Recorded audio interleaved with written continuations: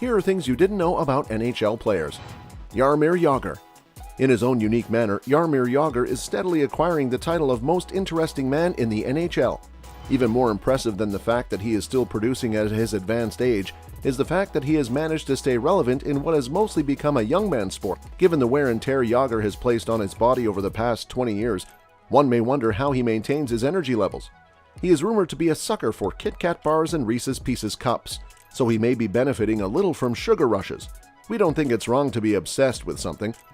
Stan Makita.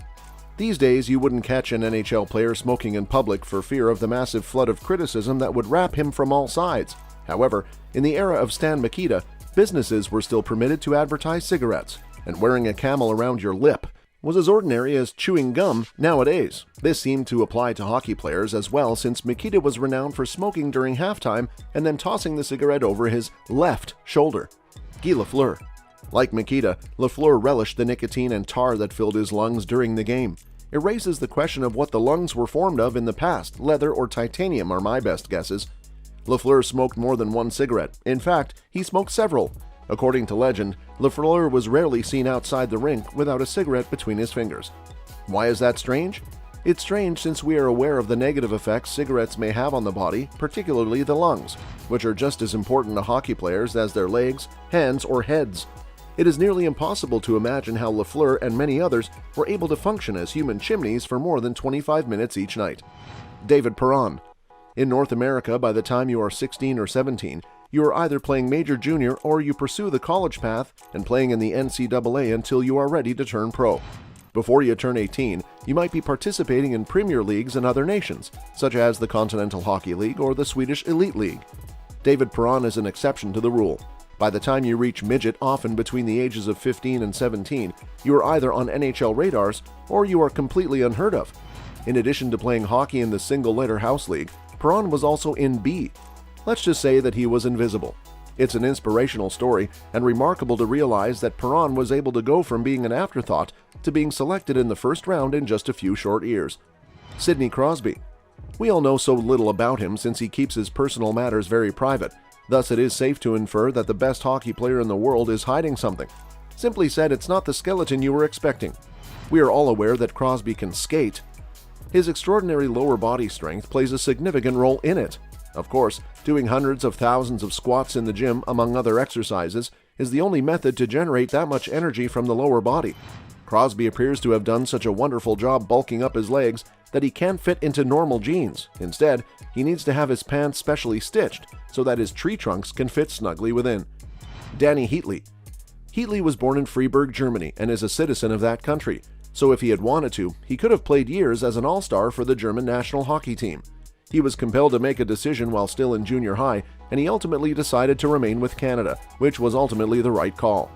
Henrik Lundqvist. Since all Henrik Lundqvist does is shred, he needs to drop the title King Henrik and adopt Shredder. He makes timely, improbable saves that break the hearts of his opponents. He ruins women's poise with his charm and luck. He's got some serious stage presence. Lundqvist is a well-known guitar enthusiast who has even appeared live on Jimmy Fallon.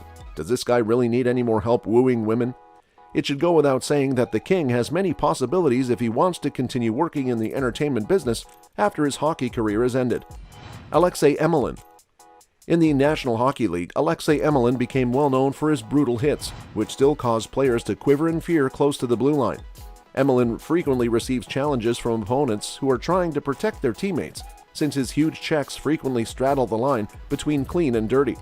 Emelin has a history of dropping the gloves, but he shouldn't be since his face had to be rebuilt after collapsing during a fight while he was playing in Russia.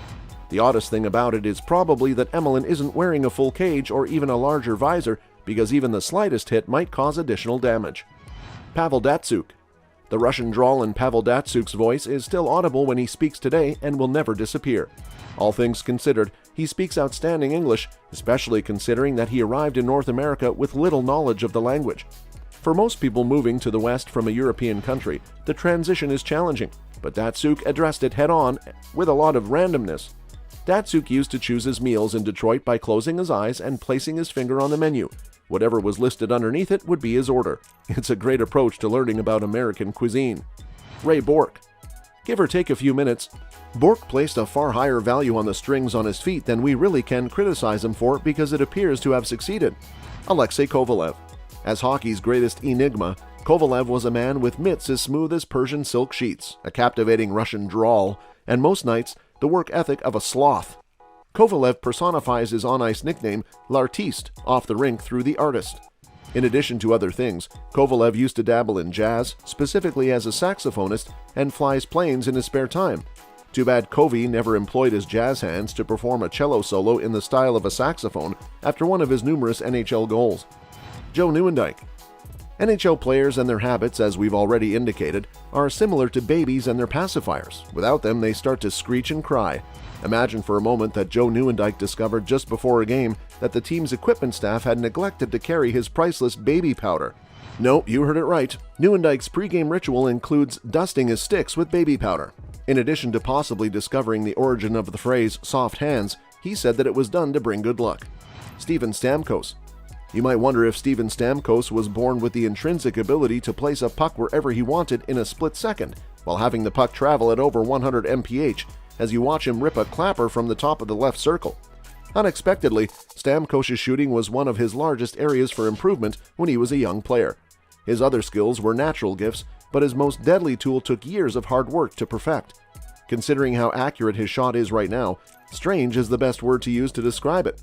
It just goes to show that people can learn some amazing skills. Patrick Roy.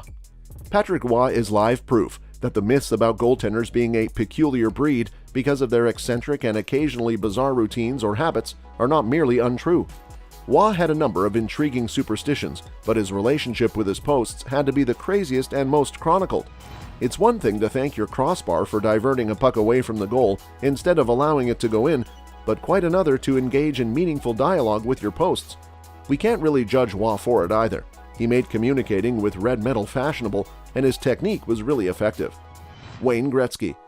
NHL players are extreme creatures of habit, as we are all well aware. Like the majority of professional athletes, they must follow their routines precisely each time they compete, because failing to do so will make them anxious the entire time, if not longer. The great one himself, Wayne Gretzky, who had a particular pre-period ritual that comprised a Diet Coke, ice water, a Gatorade, and a second Diet Coke, was one of the most talented people who lived by routine. Did you know about any of these? Leave your opinions in the comments below.